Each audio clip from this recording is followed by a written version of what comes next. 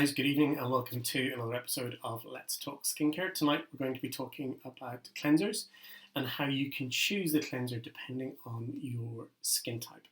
Before we get stuck in though, as always, if you haven't popped over to tkaesthetics.com and done your skin inventory, then do go over and have a look. It gives you a better idea of the type of issues that you want to address with your skin, whether that's in choosing skincare products or whether it is talking to a beautician, an aesthetician, or your doctor about concerns on your skin. So let's get stuck in then. So this week we're going to talk about cleansers. And now there is no hard and fast rules in terms of you must do this for a particular skin type. But what you will find is it's a bit more of kind of a continuum that then loops back on itself when we start to talk about the different types of cleansers.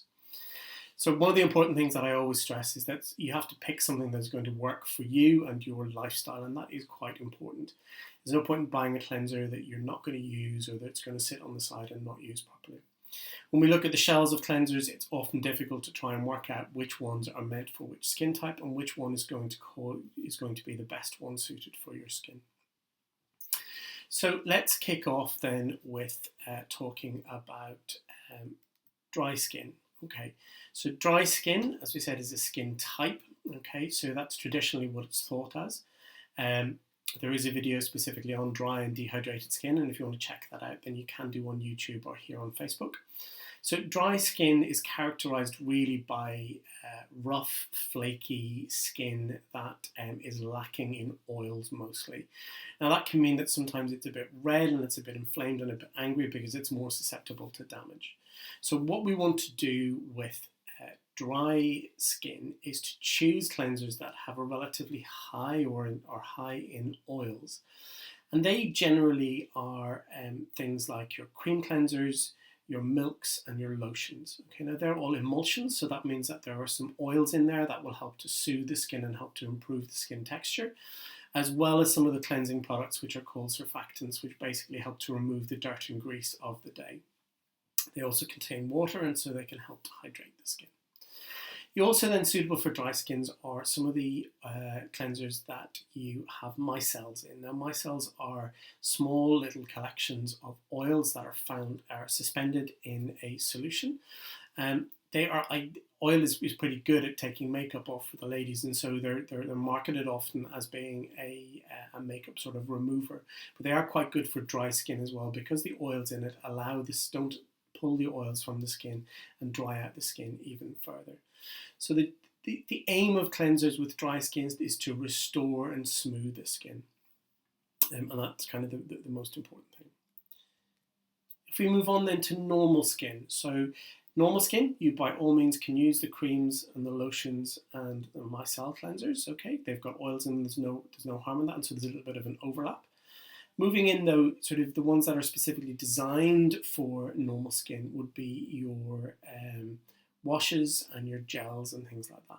Now washes can be, they can be foaming, non-foaming. The gels, the same thing, and it just means that they've got a collection of different ingredients. If you're lucky enough to have very normal skin, then what you want to do is to maintain that normality and to protect it as much as possible. There are less oils in these type of cleansers, so they're not quite as high in oils as they would be as the ones suited for dry skins. And they do again have the surfactants, which are the cleansing properties of those cleansers. Moving on then to purely oily skin. So oily skin, we discussed it at length last week when we talked about acne and oily skin. It's about trying to reduce the amount of oil that the skin is producing and to reduce the sebum production in the skin. So they are the natural oils in the skin. So again, you're overlapping with the normal here. I certainly wouldn't be using cream cleansers or lotions or milks on oily skin, but you can certainly use a sort of cleansers, cleansing washes and gels that you find for normal skin. Okay, so there's a bit of an overlap there, and that's purely if you have oily skin. If we move on a little bit then, we start to talk about oily and acne prone skin. Now, if you remember from last week's or the last episode that I did, there are three main things that we want to aim to do when it comes to acneic skin. One is to control the oil or the sebum production. Two is to try and help to reduce the inflammation that surrounds acne. and 3 is to try and kill off some of those Propionibacterium acnes and some of the bacteria that can cause acne. So you're looking for medicated skin types. So you're looking at cleanses, washes, and clays. I didn't mention clays with the oils as well, but you can get some really nice clay cleansers. I think I've mentioned before that the one that I particularly like is not in the range that I use, but is in Dermalogica, and that is the Dermal Clay Cleanser, and that is a lovely cleanser that is made up of natural clays and helps to reduce the amount of oil produced in the skin. But we're looking at medicated ones here, so we don't want things that are too harsh on the skin, so we don't want to be overstripping the skin of our oils. If we overstrip the skin of the oils, it's going to leave it prone to increased infection with bacteria, and that's going to lead to increased inflammation. So we're not actually going to help to sort the problem there. The final one that I really want to talk about this evening is around sensitized skin or red skin. I've been talking to quite a few people actually in the last couple of weeks, particularly given what's going on at the moment with COVID, and some of my colleagues in the medical profession are finding that their skin is extremely dry, raw, sensitized because of the masks that they're wearing and because of the conditions that they're working in. So one of the key things, the other type of people that I've been talking to are people with rosacea. Now, rosacea is a type of acne. It's an inflammatory it used to be called, rosacea acne. It's no longer called the acne part, but it's rosacea. So there are different types, but essentially it's an inflammatory condition. We'll talk a little bit more about it next week, because we're going to talk about redness and rosacea next week particularly. But what you want to try and do with sensitized skin is to restore the natural barrier and to try and calm down and dampen down that redness and that inflammation. So what you're looking for here are creams or gels or milks or lotions as well that are specifically have anti-inflammatory properties and also contain things like ceramides, contains hyaluronic acid that help to repair the natural skin barrier on the skin surface. So they're the type of ideas or the type of cleansers that you should be looking at for your particular skin type. So I did have a question that was sent in to me during the week by one of the watchers around using tonics and toners.